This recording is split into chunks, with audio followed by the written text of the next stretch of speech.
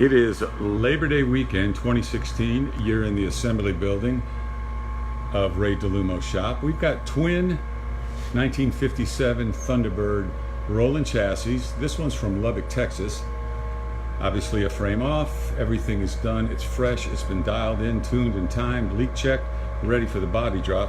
This one is a few steps behind it, getting ready to test fire the engine. We've got the coil pack hot wired down to our battery source.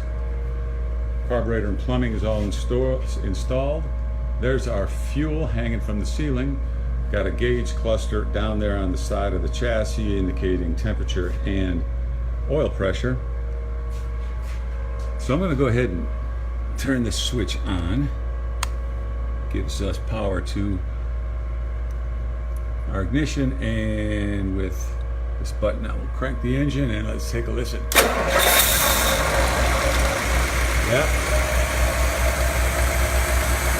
That's what you want to hear.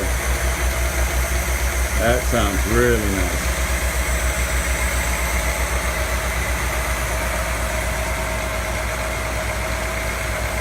Happy Labor Day.